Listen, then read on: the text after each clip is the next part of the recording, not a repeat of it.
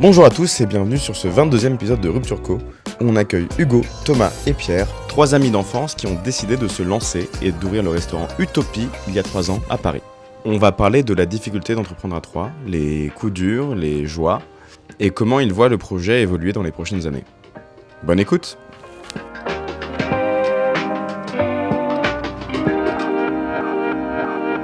Bon, on est aujourd'hui au 53 rue de Charenton, au restaurant Utopie. J'ai avec moi Hugo, Thomas, Pierre. Alors, je crois que je voulais demander en off avant qu'on commence, mais est-ce que vous pourriez m'expliquer comment vous présentez Utopie aujourd'hui? Le petit speech que je fais aux gens quand on me demande. C'est ça. Alors Utopie, c'est 3 copains. Hugo, Thomas et Pierre, d'où l'orthographe un peu dyslexique. Mais c'est voulu, c'est conscient, c'est voulu. 3 copains, on n'est pas depuis l'école maternelle, on s'est jamais quitté. On a la chance on vient de banlieue parisienne, et on a la chance que dans notre ville, on vient de Palaiseau. Dans la même rue, il y ait tous les pôles de scolarité, tous les cursus scolaires, maternelle, primaire, collège, lycée. Donc finalement, nos parents, ils habitent encore là-bas et à 5 minutes les uns des autres. Et on n'a jamais eu l'occasion de se séparer. Donc on est toujours restés ensemble, on a grandi ensemble. On a d'ailleurs un petit noyau de potes aussi qu'on voit toujours. Et on a, à l'adolescence, très intéressé par la cuisine, on s'est dit, allez, on va se lancer là-dedans. Et en rigolant, on se disait, putain les gars, un jour, il faudrait qu'on ait un resto. Et voilà, on a fait en sorte d'arriver à ce jour-là. Pour ce qu'on propose au restaurant, on propose une cuisine principalement française avec des inspirations d'ici d'ailleurs. Le soir, c'est uniquement du dégustation. On peut choisir entre le 5 temps et le 7 temps. C'est un modèle qu'on a voulu mettre en place. Et on fait des accompagnements à accord mets boissons. Sur les déjeuners, on est ouvert du coup, c'est juste les déjeuners du mercredi au vendredi. Et là, c'est un peu plus simple. C'est toujours des produits de saison. Le midi ou le soir, c'est des produits de saison, français, le plus local possible. Après, on prend des petits assaisonnements. Des fois, il y a des choses qui changent. Un peu plus loin. Bon, je pense au café, parfois le chocolat, ça va un peu plus loin. Et des fois, on fait des assaisonnements, justement, inspiration de notre parcours. Donc, il y a des inspirations asiatiques, d'Amérique du Sud aussi, dans certains produits ou assaisonnements, mais il y a une découverte de produits. Et on aime bien dire qu'on fait une cuisine gastro-bistrot, parce que vu qu'on a un parcours étoilé, on fait une cuisine, voilà, on aime bien les dressages un peu soignés, les associations, le travail dans les assiettes, et dans l'ambiance un peu plus accessible, bistrot. Voilà. Alors, je vais essayer de décrire ce que vous faites dans le restaurant, vous me dites si je me plante. Mais de ce que j'ai compris, en fait, Hugo, toi, tu t'es spécialisé sur la carte des vins. Donc maintenant, tu vas t'occuper principalement de la cave et de comment accorder les mets au vin, tout simplement pour créer un petit peu d'harmonie dans tout ça. Tu as été formé au Piazza Athénée, tu as été formé aussi à l'Ours à Vincennes, donc restaurant étoilé.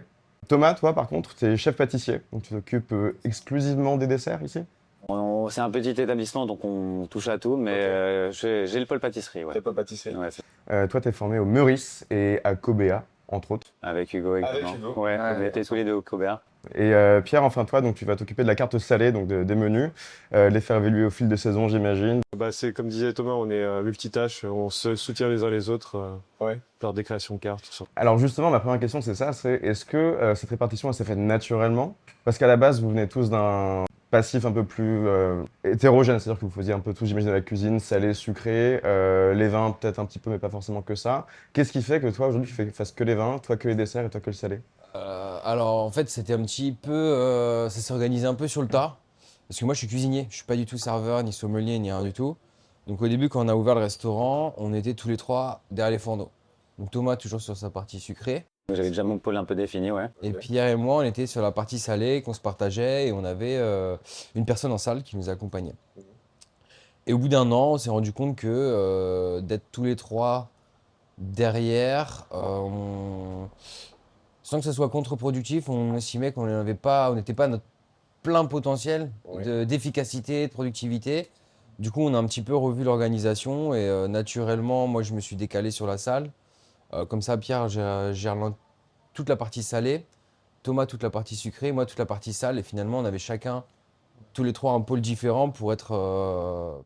Ça permet de compartimenter, parce que c'est vrai qu'avant, du coup, on mélangeait un peu, on mélangeait les tâches, en fait. Donc, c'est-à-dire que tout le monde faisait un petit peu tout et du coup, en fait, il n'y avait rien qui était fait, fini correctement. Du coup, le fait que chacun se répartir vraiment un pôle, ça nous a permis aussi de se mettre à fond dedans et du coup d'être plus productif dans ce qu'on faisait, quoi. Je vais m'arrêter sur toi du coup, Hugo. Donc tu dis que avant tu cuisinais et que maintenant tu fais principalement donc à la fois le service aussi tout ce qui est côté vin. Ça te manque pas ça? Ça manque un petit peu. Ouais.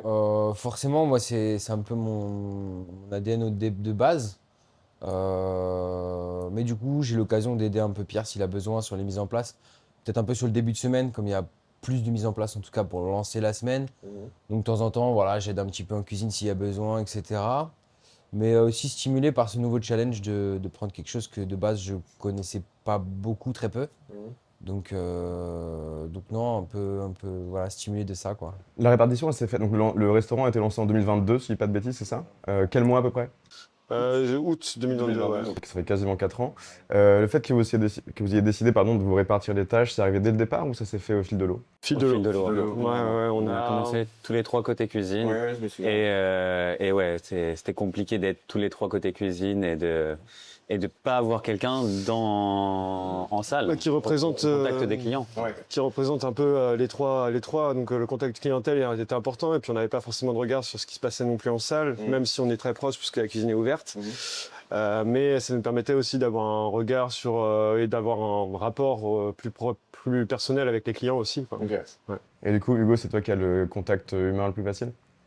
Peut-être que je suis plus disposé au début, à point égaux, peut-être.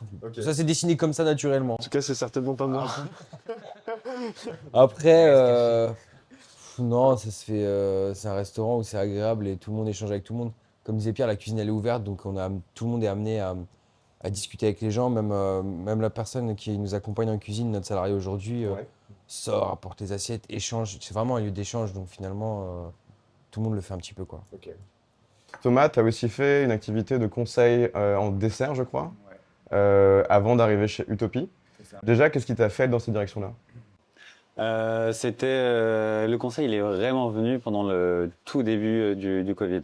Tout début, la première fois que les restaurants ont fermé, je me suis dit, mince, j'ai besoin de faire quelque chose, d'être stimulé, et sinon Tu perds du temps en fait. sinon je vais perdre du temps et je vais me culpabiliser, et ça va pas être cool. Donc je me suis dit, pourquoi pas faire un peu de conseil, c'était encore possible au début, même si les restaurants étaient fermés, donc pas beaucoup de clients à aller chercher finalement. Mais ouais, non, le conseil, c'était quelque chose que je voulais voir aussi. Et puis, j'ai pas fait que de l'étoilé et du palais, j'ai fait aussi de la brasserie, j'ai fait de la pâtisserie boutique, j'ai essayé de vraiment avoir un gros spectre dans la restauration pour m'essayer à plein de choses, cibler ce que j'aime faire. Et je suis toujours en train de vouloir essayer d'autres choses, de nouvelles choses. Et l'auto-entrepreneuriat, c'était aussi une des solutions pour faire du contact, pour rencontrer du monde et puis essayer autre chose. Après ça, donc le Covid s'est arrêté, tu as continué et Utopie a vu le jour un an après, plus ou moins, c'est ça? Alors, donc ça, c'était au tout début de Covid. J'ai fait quelques missions dans différents restaurants. Et j'ai vraiment eu un coup de cœur sur un restaurant qui, sorti de Covid, on a monté une équipe. Ils m'ont dit de rejoindre l'équipe et en fait, ça s'est fait naturellement. Ça s'est tellement bien passé que, je pose des bagages là-bas. Et au fur et à mesure, il y a eu une autre fermeture derrière. Et à ce moment-là, avec les gars, on avait déjà le projet de monter le restaurant. Mais donc, du coup, il s'est monté quand j'étais, moi, personnellement, dans ce restaurant-là. Vous avez chacun bossé dans différents restaurants, donc Palace, Restaurant Étoilé, etc. Aujourd'hui, Utopie, vous avez une cuisine assez précise. C'est toi, du coup, qui décide un petit peu de la direction créative, on va dire, du restaurant. Et en fait, ma question, c'est comment est-ce que tes expériences d'avant t'ont fait accoucher de ce que vous avez maintenant chez Utopie? Pas vraiment de règles, en fait. C'est ça qui est sympa aussi avec le fait d'avoir son restaurant. C'est t'as beaucoup de restaurants qui s'imposent un univers, quelque chose d'assez précis et tout. Et nous, en fait, par le biais de nos expériences, justement, on a cherché à un peu aller à l'encontre de ça. Donc, quand tu passes d'un plat à un autre, il n'y a aucun rapport, pas forcément de rapport, hein. Il y a juste un plaisir de vouloir faire découvrir des nouvelles choses, de s'éclater, nous, en cuisine et de faire plaisir aux clients. C'est pour ça qu'on n'est pas, je pense, les personnes les plus précises non plus, puisque justement, on touche à beaucoup de choses. Après, je pense que l'important, c'est de faire plaisir et ça se ressent dans les assiettes, quoi. Donc, c'est essentiel. Alors, un truc que tu as dit, donc tu parles de précision. Alors, juste avant qu'on commence l'épisode, vous disiez on n'est pas le restaurant le plus, je sais pas, les mots c'était stable, mais régulier. Qu'est-ce que vous entendez par ça? C'est-à-dire qu'on s'impose pas de règles. On va dire, on a une carte qui est établie, qui doit fonctionner 2 mois. Après, on est des humains. On n'est pas comme dans les toilettes où quand il y a un raté, on vire tout ou ce genre de choses. C'est-à-dire que quand il y a des ratés, on se débrouille pour récupérer le truc, pour essayer de faire que ce soit bon, pour s'il y a des oublis, par exemple dans des commandes ou ce genre de choses. On se débrouille autrement. En fait, on se fixe pas un cadre hyper restreint, hyper rigide, ce qui aussi nous permet des fois de découvrir de nouvelles choses, parce que des fois, on fait des associations pour, par exemple, on a une personne végétarienne, on n'a pas forcément de trucs végétariens prévus, mais du coup, sur le moment, on va créer quelque chose. Donc ouais, en fait, c'est la régularité, entre guillemets, on l'a sur la qualité, je dirais. Après, sur la carte, elle n'est pas forcément toujours régulière, elle varie assez constamment. Ouais, c'est l'avantage d'être 3 à la barre, c'est qu'on peut un peu aller là où on veut et on se met assez vite d'accord, j'imagine. C'est ça, ouais. Et puis il n'y a pas de pression au-dessus de nous, de la hiérarchie au-dessus de nous qui nous dit ouais, c'est comme ça et pas autrement. Effectivement, comme disait Pierre, on est chez nous, on se fait plaisir. Si on a envie de faire une petite modification, si on a envie de, je sais pas, de Tenter quelque chose. Ouais. on le tente. Bon, après, ça marche ou ça marche pas, mais nous, on s'écoute et on se fait plaisir Vous avez eu des sur la création de Gros échecs. Genre quelqu'un qui voulait mettre du yuzu, je sais pas dans quoi, et On connaît pas l'échec. Non, pas particulièrement. Hein. Enfin, je n'ai pas de souvenir en fait, on n'a jamais eu de retour client qui était archi négatif.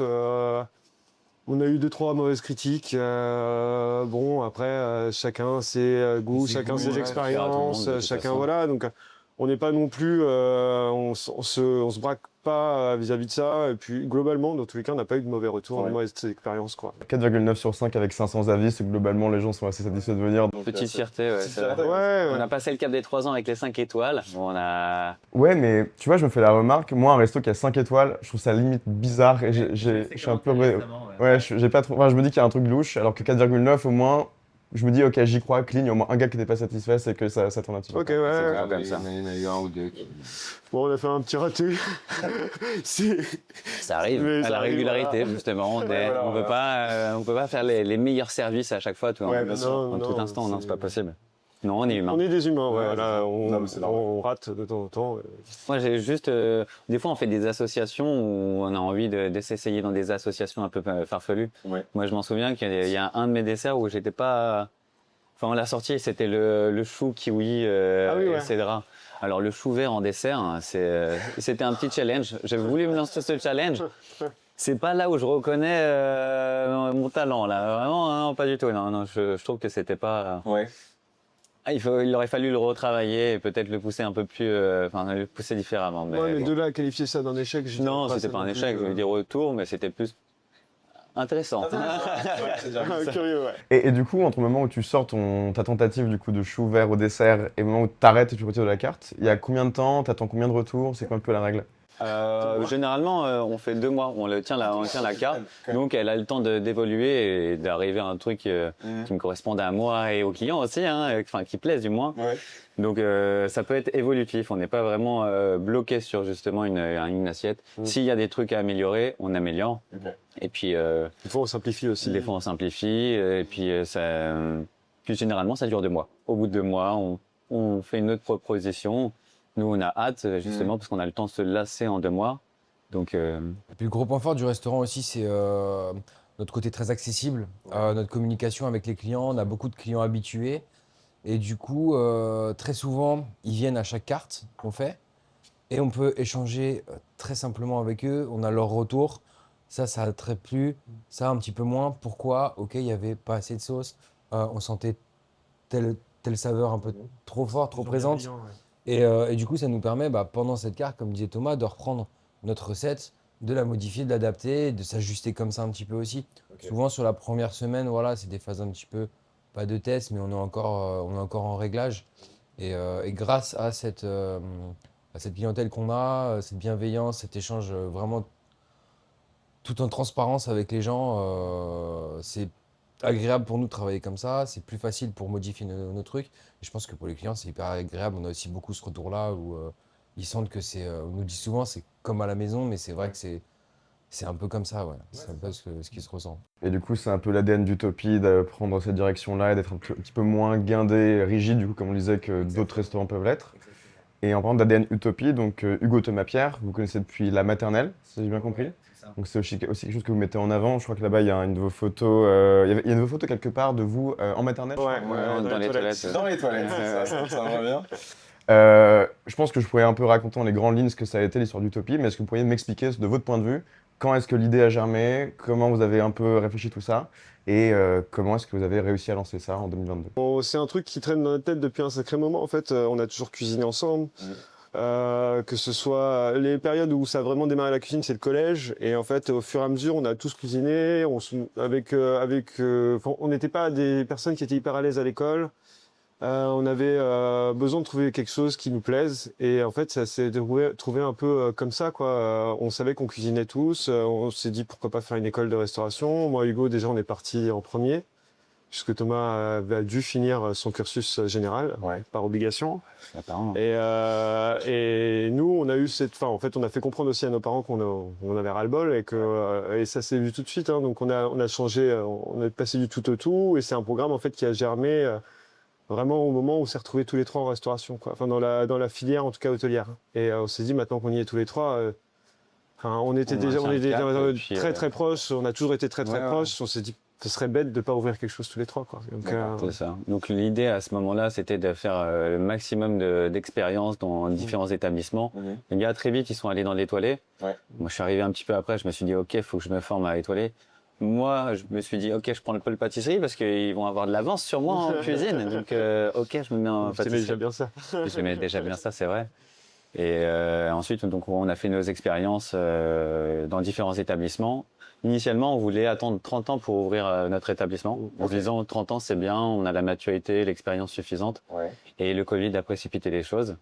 Donc le projet a vu le jour, on a vraiment travaillé activement pendant le Covid.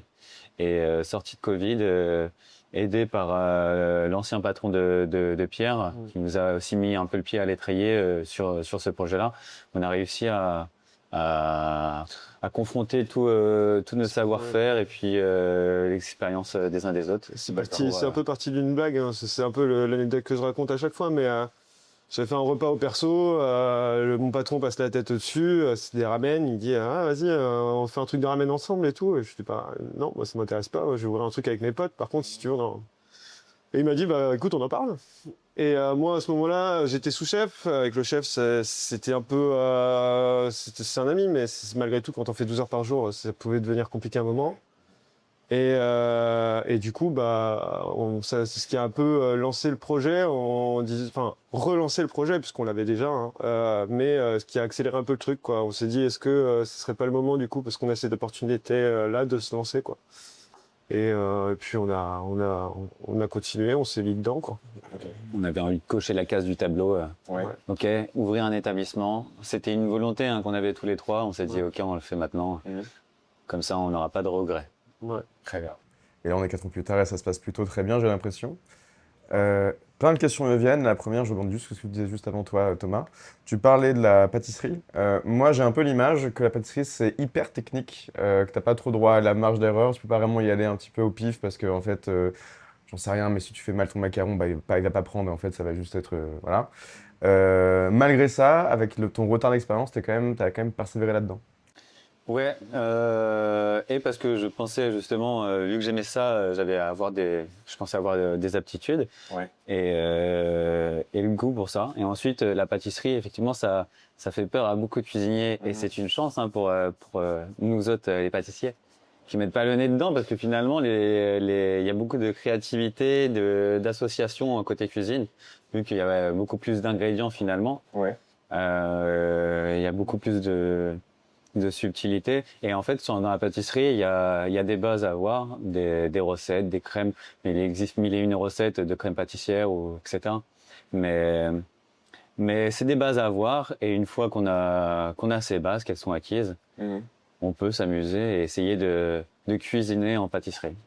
Non, en fait, ce que vous aimez pas en cuisine, c'est utiliser la balance. Précision, ouais. La précision, C'est ça. effectivement, en cuisine est nettement, le grammage. importante. Ouais.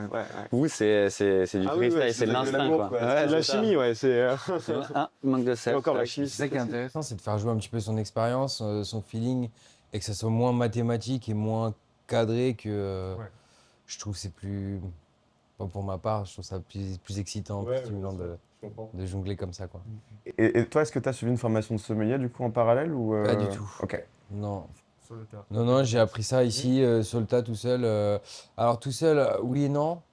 Quand j'ai pris la salle, il y avait une personne en salle qui travaillait avec nous, qui elle avait une formation sur le vin, une Australienne, avec qui j'ai travaillé 3 mois. 3 mois, donc c'est elle qui s'occupait du vin, et moi j'étais un peu son commis. C'était rigolo. Et du coup, elle m'a appris un petit peu 2, 3 bases, etc., comment goûter. Et là, je me suis mis un gros coup de pied aux fesses. Et je me suis dit, OK, il faut apprendre, il y a tout ça à apprendre, c'est énorme. Il n'y a pas le choix, on s'y met, quoi. Et du coup, j'ai dégusté. J'ai fait énormément de dégustations. Je faisais jusqu'à 3 dégustations par jour. Presque tous les jours de la semaine pendant une période. C'est intense. Ouais, c'était vraiment intense. Et on m'avait dit, de toute façon, pour apprendre, il faut goûter. Et alors, du coup, j'ai goûté le plus que je pouvais, quoi. Par contre, du coup, mon manque de formation de base fait que j'ai pas du tout le vocabulaire technique. Ah oui, d'accord. Je mets pas forcément les mots sur les bonnes choses. Mais en tout cas, j'ai mes mots à moi, j'ai mon fonctionnement à moi, j'ai mes goûts à moi. Et finalement, bon, bah voilà, je me suis émancipé de cette formation et de ces codes.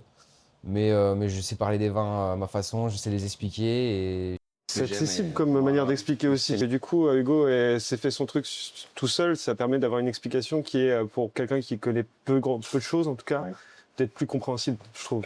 C'est De façon moins élitiste peut-être que quand tu vas au resto, on te dit qu'il a un petit arrière-goût de terre et des soupçons de mûr. T'es en mode oui, ok. Est-ce qu'il tâche ou pas le vin? exactement. je pense qu'il faut aller à l'essentiel et ne pas oublier qu'on s'adresse à des gens qui ne sont pas spécialisés dans ces choses-là. Et le but, c'est de se faire comprendre. Donc voilà, on s'en fout de savoir des éléments trop précis, on veut juste se comprendre. Et c'est ça le mieux, je pense. J'aimerais aborder un sujet qui... alors, vous me dites si vous n'êtes pas à l'aise avec ça, mais c'est comment vous avez lancé le resto sous le financement. Est-ce que vous avez réussi à être rentable? Est-ce que vous avez réussi à vous payer dans les premiers mois? Je sais que ça intéresse beaucoup et là on parle vraiment de reconversion, mais en tout cas de gens qui lancent leur activité. Donc il y a aussi le domaine financier qui parfois peut être bloquant. Donc l'idée c'est aussi de savoir, par exemple, voilà, vous, est-ce que vous avez acheté des murs quand vous avez... Non, donc c'est Non, une non, location. Ouais. C'est une location, on a un bail, on a pris un bail, on a fait un bail de 8 ans, on a eu les financements du coup par le biais de mon ancien patron, en tout cas en investissement. Nous, on a complété de notre poche aussi. Après, on n'avait pas non plus beaucoup de côté, hein. On est dans un métier passion, donc malgré tout, on ne fait pas des gains monstrueux. Ouais. Le restaurant, c'est un restaurant où on imagine souvent le patronat comme les rois du pétrole ou ce genre de choses. Aujourd'hui, nous, on a un restaurant passion, un restaurant, on fait de la gastronomie, où on fait plaisir aux clients avec des menus qui sont accessibles. Ça se répercute aussi forcément derrière sur nous, sur nos revenus, sur nos machins. On n'est pas, on s'est payé au bout d'1 an et demi d'ouverture. On a continué avec On le était tous les trois au chômage. chômage. On a en fait le temps de lancer le truc, de créer un fonds de roulement aussi, d'avoir un peu de sous de côté pour pouvoir gérer les salaires. imprévus, ce genre de choses. Et on a commencé à se payer, et puis on s'est payé sur des salaires assez SMIC, ouais, voilà. Hein. On n'a pas fait des milliers et des cents. Heureusement, en restauration, l'avantage malgré tout, c'est qu'on a les pourboires qui complètent un petit peu aussi, et qui nous aident quand même aussi à vivre à côté. Mais non, c'est un restaurant d'amour de cuisinier, quoi. Enfin, c'est vraiment, on est là pour se faire plaisir et pour faire plaisir, quoi. C'est vrai que des fois, ça peut paraître difficile à comprendre parce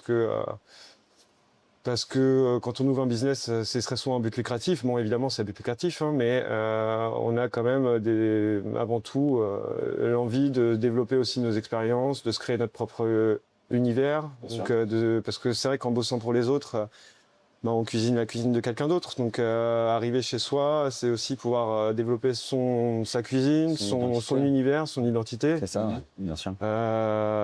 Et sur plein d'autres choses, hein, que ce soit sur la gestion de la salle, sur l'ambiance qu'on veut mettre, tout ça. Je pense que sur le montage du projet, on a été du coup aidé par l'ancien patron de Pierre qui il avait déjà monté d'autres business et donc c'était un peu compliqué dans un contexte post-Covid d'arriver, voilà, 3 jeunes avec pas beaucoup d'argent en poche pour monter un établissement. Voilà, le fait de connaître justement, d'avoir du réseau permet aussi d'aller démarcher plus facilement les banques qui nous ont aidés enfin, on s'est fait accompagner dans le montage du projet et c'était Je pense que sans ce soutien financier, on aurait difficilement pu le financier et réseautage et expérience. Et donc aujourd'hui, on nous a mis les clés en main et bon, ça fait 4 ans qu'on gère totalement le restaurant. D'accord. Oui, on est complètement autonome par Donc contre. maintenant, ça y est. On dit souvent, passer 3 ans, c'est un cap. C'est bon signe. Mais est-ce que c'est viable ou pas? Et ouais, donc c'est un modèle qui fonctionne. C'est justement une de mes questions. J'ai déjà interviewé des restaurateurs dans le podcast et beaucoup me disent qu'en fait, un restaurant qui réussit, c'est pas une anomalité de statistique, mais c'est quand même très difficile.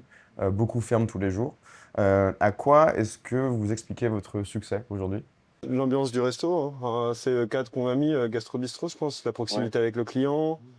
On rigole, on rigole beaucoup en cuisine, on est très ouvert, on n'est pas fermé du regard, fermé du visage, ce qui est souvent le cas malgré tout dans des cuisines gastronomiques, parce qu'on a une pression, un stress. Après, là, on n'est pas beaucoup non plus, donc en fait, chacun a ses postes et chacun gère bien ses postes. Donc, on se fait confiance mutuellement, ce qui permet aussi d'avoir une ambiance comme ça, et ce qui se retransmet évidemment avec nos clients.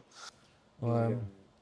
Moi, je vais rajouter, je pense que aussi on ment pas et on triche pas. Et ça, je pense que c'est un vrai plus qu'on a pour avoir travaillé dans d'autres restaurants.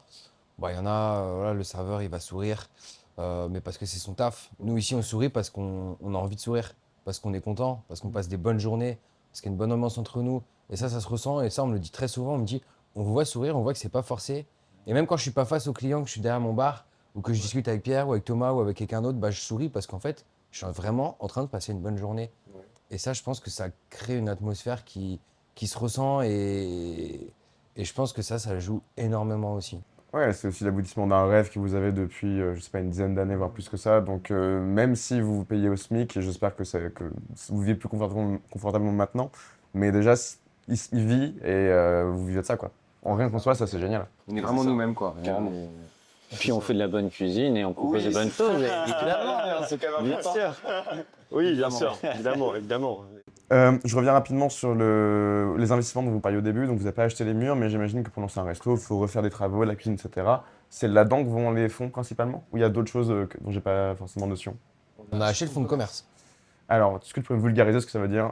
Alors, un fonds de commerce, en gros, sur un établissement, faut bien dissocier les murs du fonds de commerce. Le fonds de commerce, c'est la société exploitante et les murs, c'est le local.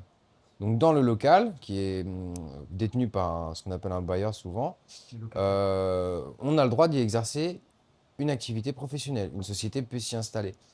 Donc, nous, on a racheté le restaurant, la société qui était avec notre société, on a racheté le droit d'exercer ici, donc le fonds de commerce. Donc, quand on achète un fonds de commerce, on rachète le potentiel, la clientèle, etc. Par contre, on est toujours locataire des murs. On a une activité ici qui se développe. Voilà. Globalement, vraiment vulgarisé, c'est comme un appart que tu loues, quoi. Et que tu exploites. Et qu'est-ce qui explique que le restaurant d'avant est vendu? Ou soit parti? Alors, c'est une personne toute seule. C'est un autodidacte, un ébéniste de base qui faisait un peu de cuisine, très passionné dans ce qu'il fait, dans ce qu'il faisait, ce qu'il fait toujours, j'imagine. Il a fait 2 ans ici, mais je pense tout seul, voilà, il a fait son petit truc, c'est un peu dur. Il était ouvert que le soir. Donc voilà, il s'était mis un petit challenge. Il a fait son truc et puis il est passé à autre chose. Et on discutait pas mal, il m'a dit il avait plein de projets. Je pense que peut-être là depuis 4 ans, il en a peut-être réalisé 2 ou 3 d'autres, j'en sais rien, mais je pense que ça va vite, il va vite. C'est un métier qui est quand même fatigant et gérer un établissement seul, nous à 3, c'est heureusement qu'on est 3. Ouais, 3, c'est pas évident. Alors seul, c'est compliqué, sachant qu'il faisait la salle, la cuisine, tout quoi. Donc je pense qu'il y a eu aussi un moment de fatigue. Il était beaucoup. Enfin, il était plus vieux que nous, il devait avoir 45 ans, je pense, quelque chose comme ça. Donc, c'est un métier, malgré tout, qui prend beaucoup d'énergie, beaucoup de temps. Ouais, je pense que ça a été aussi une des raisons pour lesquelles il a choisi quelque chose d'autre. Non, mais je pense que ouais, enfin, c'est ce qu'il a donné, en tout cas, l'impression. Et ce que me disait du coup Thomas, qui lui aussi est qui lui est restaurateur, il n'est pas cuisinier, il est restaurateur, c'est que la localisation fait beaucoup dans le succès d'un restaurant. Alors là, on est entre Bastille et le Dru-Rollin essentiellement. Mais j'ai pas l'impression que, enfin, j'ai pas l'impression que la rue dans laquelle on soit très passante. Est-ce que est-ce que c'est un choix assumé? J'imagine que du coup c'est aussi moins cher à la location. Comment vous attirez vos clients dans ce sens-là? Bah, c'est beaucoup le bouche à oreille, hein. Principalement le bouche à oreille. Et justement, de temps en temps, on essaye aussi de faire de la publicité, un petit peu de pub. Parfois, c'est des marches spontanées de certains guides qui viennent. Et donc, on est devenu une petite curiosité plutôt, parce qu'effectivement, ce tronçon-là de la rue, c'est pas le tronçon le plus actif. Donc, on peut attirer une clientèle de quartier, parfois de bureau, plus sur le déjeuner. Mais le soir, justement, on s'est positionné sur du gastronomique en mettant vraiment notre savoir-faire à l'œuvre pour faire venir de la clientèle. D'où l'aspect curiosité, les gens se déplacent pour notre histoire ou pour goûter notre cuisine qui finalement est assez accessible au vu de ce qu'on peut proposer. On parlait des erreurs tout à l'heure. Je pense qu'éventuellement, là où on pourrait soulever une erreur, c'est peut-être l'emplacement qu'on a choisi. C'est-à-dire que c'est le premier restaurant qu'on a visité, on n'en a pas visité d'autres. C'était une erreur, je pense. Parce qu'aujourd'hui, quand on discute autour de nous, globalement, les gens nous disent les premières choses à voir, c'est emplacement. Et nous, on a fait cette erreur-là de peut-être pas consulter assez autour de nous, d'être un peu enjoué aussi d'ouvrir son restaurant. Et, on avait 26 ans, voilà, on s'en sort bien. Mais c'est vrai que peut-être avec un peu, si on devait changer peut-être quelque chose, ce serait peut-être éventuellement l'emplacement du restaurant. Ouais. C'est vrai qu'on du coup on a dû faire un travail supplémentaire pour faire venir les gens. Alors que si on avait pignon sur rue, sortie de métro ou grande avenue, là quasiment rien à faire effectivement. C'est un autre choix de positionnement aussi dans notre proposition derrière. Et j'imagine qu'un groupe. Alors, je sais pas si c'est un rêve, d'ailleurs, c'est une de mes questions, mais j'imagine qu'à être référencé dans le Michelin, avoir une étoile, avoir le Gotemio, je crois que vous avez aussi, c'est des marques de succès qui attirent des gens qui, du coup, s'intéressent à vous et tombent sur vous. Quelle place ça a, ça, la reconnaissance de l'industrie, dans votre métier?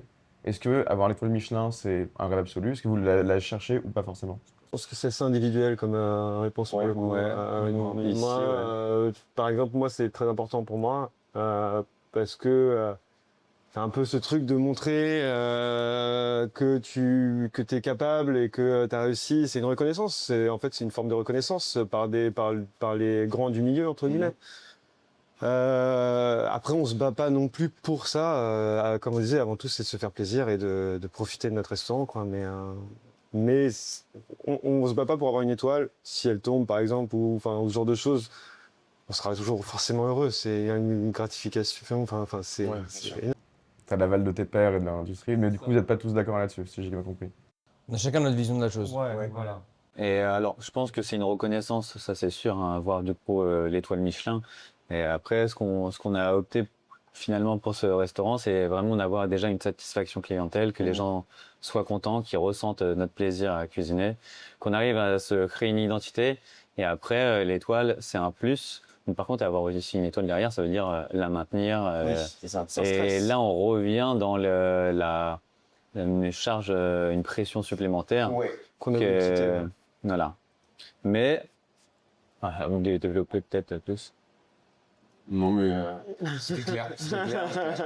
Je reviendrai sur le stress après, parce que j'ai envie qu'on aborde un petit peu aussi le sujet de la culture de la cuisine. Beaucoup de gens qui sont profanes comme moi ont un peu cette image de la haute gastronomie qui est... C'est beaucoup de pression, c'est aussi de la violence psychologique, etc. On va y revenir dans 5 minutes. Avant ça, je pense que beaucoup de gens aussi fantasment l'idée de lancer un restaurant. Beaucoup de gens lancent des business, pas forcément des restaurants, mais quoi que ce soit, entre amis, et parfois, pas souvent, mais ça mène sur des ruptures amicales, sur des gros problèmes. Comment vous gérez ça, vous, depuis 4 ans? Voilà, comment est-ce que vous composez le fait de bosser à 3? Alors, ça a été C'était assez surprenant. C'est-à-dire que pour ma part, Pierre et Thomas, c'est plus des amis, c'est des frères, on se connaît depuis qu'on a 4 ans. Je pense que c'est peut-être les 2 personnes qui me connaissent le mieux sur Terre, en tout cas pas loin. Et je me suis dit, je vais ouvrir un restaurant avec eux, ça va être facile parce que niveau communication, on peut se dire les choses entre amis. Et que nenni. Et en fait, non, parce que comme on s'apprécie énormément, profondément, et qu'on n'a pas envie de se faire du mal les uns les autres, etc., bah du coup, au début, on se disait pas les choses. Parce que tu veux pas blesser, tu veux pas frustrer. Voilà, donc tu le dis pas, tu gardes pour toi.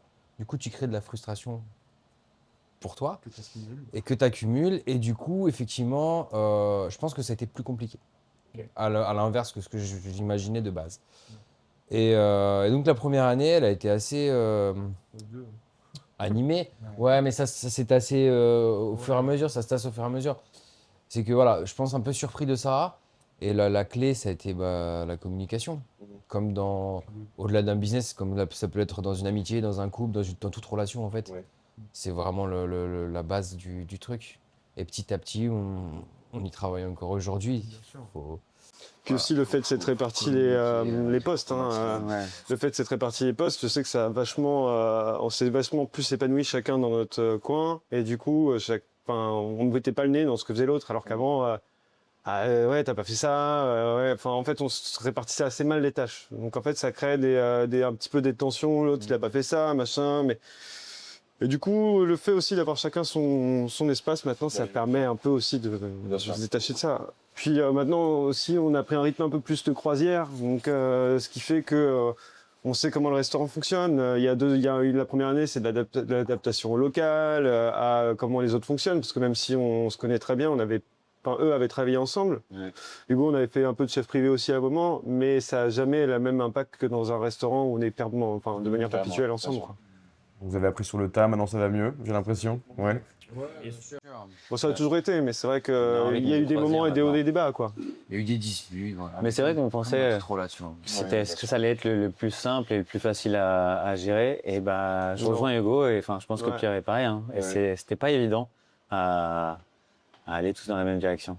En fait, la proximité, c'est à la fois un avantage et un gros inconvénient. Quoi. Ouais, après, ça nous a aidé, ça nous a donné de la force aussi de nous battre et pour les uns les autres et pour le projet. Donc,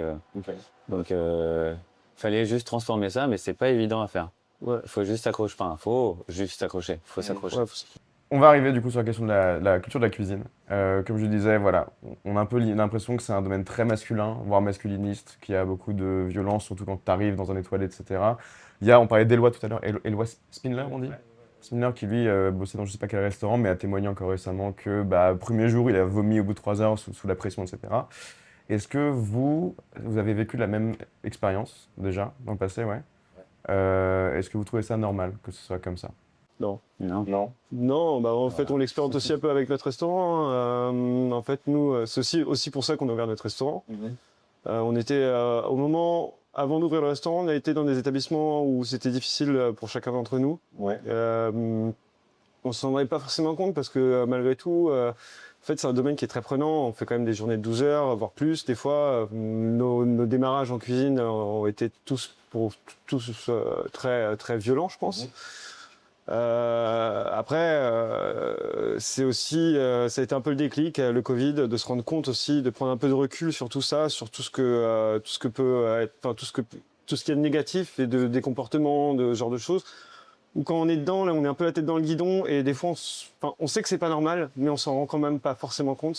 Ouais. Et le fait que le Covid a franchement permis aussi de vraiment se rendre compte de ce à quoi on passait, tout ce qu'on ratait à côté, mais aussi des comportements qu'on tolérait et que on reproduisait pas, je pense pas, voilà, mais qui sont inacceptables. C'est pas ça. Et je pense que chacun d'entre nous a eu au moins une expérience, si ce n'est 2, très compliquées, où presque pas loin du burn-out, avec des violences physiques, psychologiques, essentiellement psychologiques, je trouve, parce qu'en fait, il y a eu un moment, un déclic avec les premières sorties sur les médias des chefs violents. Ouais. Et du coup, ça a un peu basculé plutôt sur un côté psychologique. Et c'est d'autant plus violent, je trouve, le psychologique que le physique. Parce que, en fait, même quand tu es chez toi, tu es encore torturé. Alors que le physique, bon, bah, une fois que la personne, tu la vois plus, bon, bah, tu es chez toi, tu es tranquille, quoi. Mais le psycho, tu as toujours un truc qui te poursuit tout le temps. Et c'est. Enfin, ouais, on a vécu des trucs assez violents, ouais. Et ça, vous l'avez observé principalement dans certains types de restaurants, ou alors vraiment c'est un peu généralisé? C'est globalement dans les toilettes. Enfin, Principalement dans les établissements où il y a une pression, une exigence. Principalement. Après, je pense qu'on peut retrouver des mauvais profils partout. Hein, mais Et logiquement, je me dis qu'effectivement, grosse pression, grosse attente. Dans les palaces, je me dis qu'ils ont aussi de grosses équipes. Alors, je sais pas combien de personnes travaillent dans une cuisine d'un gros palace, mais on est sur des dizaines de personnes, j'imagine. Et donc, ils se disent, bah, pour serrer la vis au maximum, pour que ce soit lisse, nickel et que ça bouge pas, faut être d'une violence extrême. C'est un peu ça l'explication? Ou alors il y a ce côté, c'est de la cuisine, donc il faut, donc on en rajoute des questions. Je sais pas, hein, c'est une question naïve. Je sais pas. C'est une question de profil. Ouais, je pense que c'est une question de profil. Peut-être que moi, je compare souvent ça comme un sport de haut niveau. Du coup, il y a beaucoup d'heures de travail, ce que je peux appeler l'entraînement. Il y a cette pression et on vise l'excellence. Du coup, bah, avec la fatigue, les heures qui s'accumulent, la fatigue, etc., bah, je pense que peut-être l'être humain a tendance à être un petit peu plus agressif et à perdre un peu le contrôle. Et après, je pense qu'avec les années, ça a commencé il y a longtemps, et avec les années, ça s'est vulgarisé dans ce milieu-là. Et ce qui est complètement. Enfin, ce qui est pas normal du tout, c'est quand je discute avec des amis d'autres milieux, ils me disent, mais je comprends pas. Enfin, les gens ont du mal à se rendre compte, à comprendre, et ils nous disent, dans notre métier, ça se passe pas comme ça. Donc, je pense que nous, on a un vrai rôle aujourd'hui de changer ces choses-là et justement d'essayer de montrer une nouvelle image de notre métier parce que c'est pas ça en fait. Chaque cuisinier, je pense, a vécu un truc comme ça. Et c'est ça qui est triste, en fait. C'est que. Ouais. Énormément qui ont arrêté, qui ont baissé les bras, qui ont changé. Et c'est dommage parce que la cuisine, c'est pas ça, c'est juste du partage. Et c'est un métier de passion pour la plupart, donc c'est un peu dommage d'en arriver là. Mais l'avantage d'Utopie, c'est vu que la cuisine est ouverte, si vous gueulez dessus, les clients l'entendent, donc au moins ça oblige à rester assez calme. Ouais, et puis, dans tous les cas, même ça gueule jamais. Hein. Ouais. Jamais. Ok. on évite de lancer des assiettes de purée à travers la salle. Oh, c'est du déjà vu, hein. Pas ici, Pas ici. évidemment. Mais ouais. On l'a mentionné, mais Utopie, du coup, ça roule plutôt très bien, hein. J'ai dit 4,9 de moyenne pour 500 avis sur Google, c'est exceptionnel. Est-ce que vous avez déjà réfléchi à la suite? Est-ce que vous voyez dans 5 ans, c'est un peu cliché, mais 5-10 ans, qu'est-ce que vous voulez que ce projet devienne? Vous en parlez déjà de ça? Ouais. Ouais, un petit peu. Après, bon, on arrive aussi dans des âges où il faut mêler vie personnelle, vie professionnelle. Donc, il y a essayer de tout dessiner en même temps, c'est un peu compliqué. Ce schéma de restaurant, le dupliquer, c'est un peu compliqué, dans une mesure où, en fait, c'est notre identité à tous les trois. Donc, il faudrait qu'on soit tous les trois dans l'établissement pour avoir cette image et cette proposition qu'on arrive à faire tous les jours. Donc, d'autres projets peut-être derrière, avec pas sur le même niveau d'exigence, mais ouais. Peut-être même individuel, on sait pas. En fait, c'est Individuel. chacun aussi ses envies futures. Comme dit Thomas, on arrive à 30 ans, on vient de passer la barre des 30, enfin lui bientôt, et pas encore. Mais ouais, il y a forcément des projets personnels qui commencent à se concrétiser, parce qu'on est tous en couple aussi depuis un certain temps. Et puis malgré tout, ça prend énormément d'énergie. Hein. C'est un restaurant, c'est aussi pour ça que je pense qu'il y a beaucoup de restaurants qui se ferment, c'est que c'est un temps et une énergie fournie qui est démente. Je pense qu'on s'en rendait pas forcément compte, parce qu'on avait tous un peu, on a fait tous des postes de second, donc à responsabilité, mais ça n'a rien à voir avec gérer l'intégralité d'un restaurant, tous les problèmes, tout ce qui arrive, que ce soit la clientèle, que ce soit les machines, que ce soit tout. Donc c'est un marathon, en fait. C'est un marathon. C'est assez long. Du coup, ce que je comprends entre les lignes, c'est que ça va pas forcément durer en l'état de nombreuses années. À terme, vous voyez faire autre chose? Oui, continuer dans la restauration. Maintenant qu'on s'est fait une belle image et une belle carte de visite justement avec cet établissement, on était force de proposition. peut-être. C'est pas fini, hein. Ah non, c'est pas fini du tout, non, bien sûr. Non, on continue d'alimenter et justement de faire notre book avec ça. Peut-être par la suite refaire un truc à Utopie, une copie. On dévoile rien encore. Peut-être une copie de cet établissement ou partir dans d'autres voies justement de la restauration, qui est quand même très très vaste, tant sur l'événementiel que sur du particulier. Il y a plein de choses à faire. On n'en dit pas trop. Il y a du lourd, on est pas prêt. Ça c'est sûr. Vous donnez quoi comme conseil à 3 jeunes qui veulent lancer un resto ensemble aujourd'hui? Le faites pas. Non, il faut un restaurant qui fait au minimum 35 couverts, déjà. Parce que nous, on n'a pas fait. Ça dépend leur. Là, on a 24 couverts. D'accord. Mais en fait, il faut un restaurant trop petit, c'est pas de rentabilité. Et c'est une galère à générer des sous. Donc, c'est aussi une des raisons pour lesquelles on se paye au SMIC et on s'est payé longtemps au SMIC. L'emplacement. L'emplacement. Ouais. De bien définir leur projet, de communiquer énormément ensemble, de définir leur projet, que chacun exprime ses attentes, aussi bien personnelles que professionnelles. Chose qu'on on n'avait pas assez définie aussi au début. Du coup, on a découvert pendant l'ouverture. Donc difficile de gérer ça aussi. Positionnement du restaurant. Ouais, l'objectif, qu'est-ce qu'ils en attendent, où est-ce qu'ils veulent aller. Pareil un peu pour leur projet perso, c'est important de faire le lien et d'être bien raccord et bien conscient de tout ça. Et Avoir conscience que c'est du boulot. ouais. Que c'est pas parce qu'on est patron qu'on va pas faire la plonge, qu'on va pas faire de la plomberie, qu'on va pas mettre les mains dans la crasse. En fait, c'est un moment. Parce que c'est vrai qu'il y a un peu cette image-là. Des fois, tu t'en as bavé. Ça y est, maintenant je suis patron. Donc en fait, je décharge des responsabilités sur d'autres personnes. Ouais. Sauf qu'en fait, il faut montrer l'exemple. Et donc, il faut être le premier limite à mettre les mains dedans, être le premier à oser. Enfin, faut pas avoir peur de toutes les petites choses on croit que c'est pas au patron de le faire, mais si, en fait, bien sûr. En fait, je pense que là, faut vraiment élargir son spectre de travail. Et un cuisinier qui ouvre un restaurant, bah, il est plus cuisinier.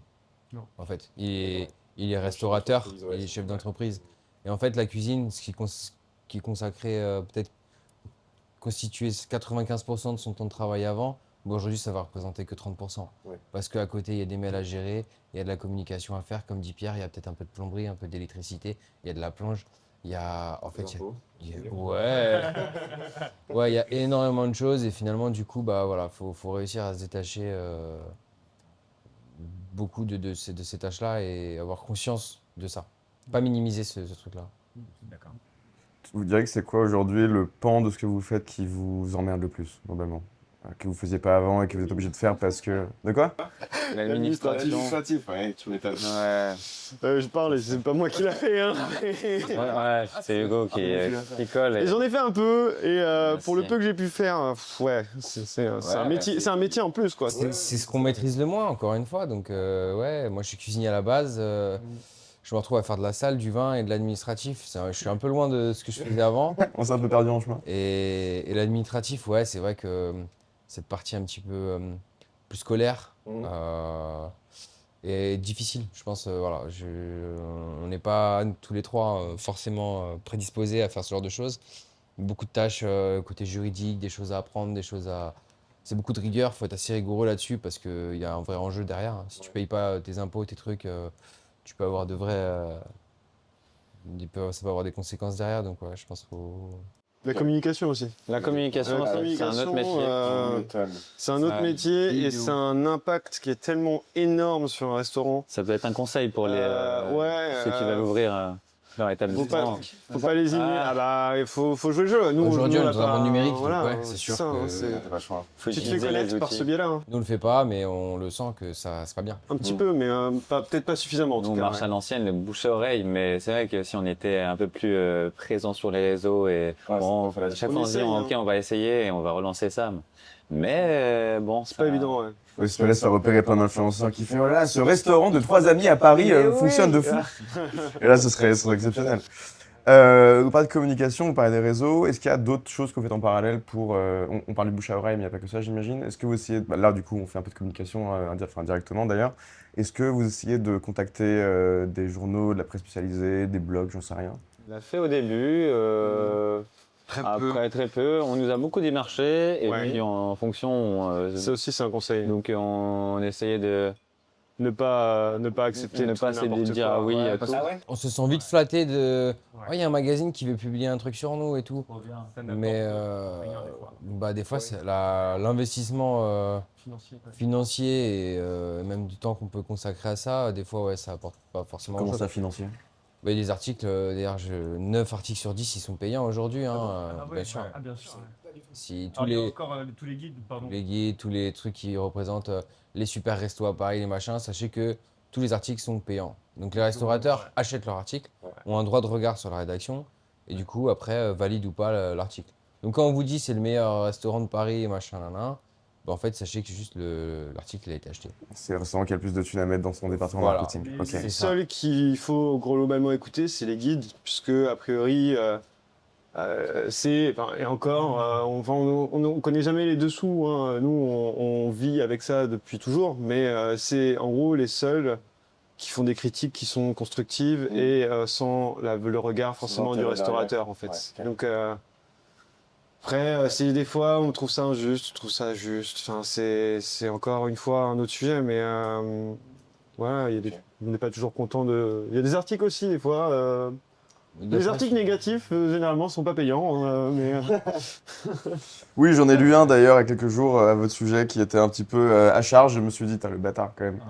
Il y en a.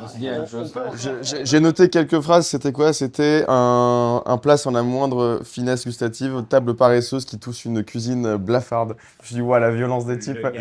Non mais c'est Alors, facile maintenant de critiquer. Hein. Tout le ouais. monde en un clic peut devenir.